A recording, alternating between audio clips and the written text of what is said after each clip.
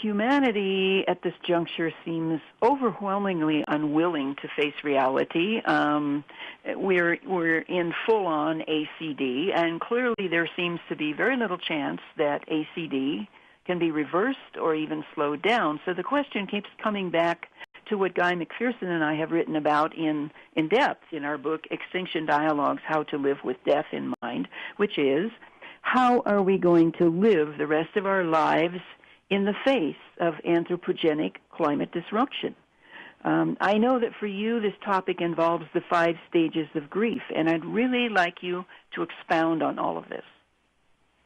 Well, it does, and I've written about the 5 stages of grief in relation to this topic extensively because I've personally gone through it, and I think it's just a fact that every person on this planet are going through it in relation to ACD, whether they're aware of it or not. And, of course, that would be another one of the stages of grief of denial for those who don't think they are. But, you know, it's a situation where I've watched myself vacillate from anger to denial to bargaining to acceptance and then to depression, and then cycling back just consistently in and out of those phases. And, you know, I think right now I'm in a situation where I kind of vacillate, you know, often still between these different phases. And it's really, I think, important for all of us, first of all, to just acknowledge clearly what's happening on the planet, how the fact is that we are already in abrupt climate change, and that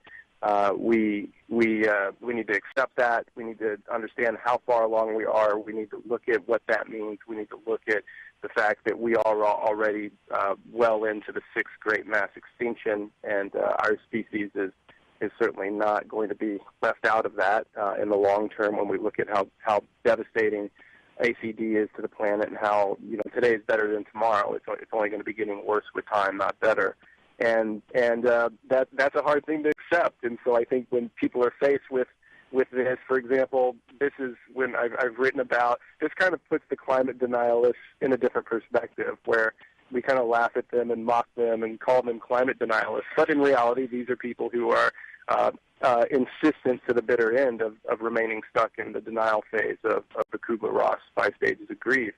And then, of course, we can look at other areas of denial. Comes in the form of, you know, keeping ourselves preoccupied with electronic devices, or, you know, the fluff you see that poses as mainstream media these days, and other ways that people use to be in denial about the gravity of the situation.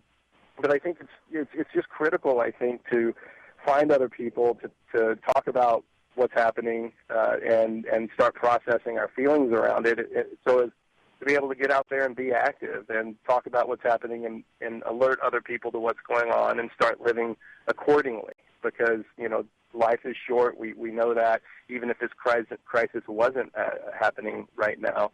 And we need to live and behave accordingly in that context. And we are literally unable to do that unless we've taken in the grief, acknowledged the situation, process through the feelings, and continue to do the work that we need to do on a daily basis to be able to stay present.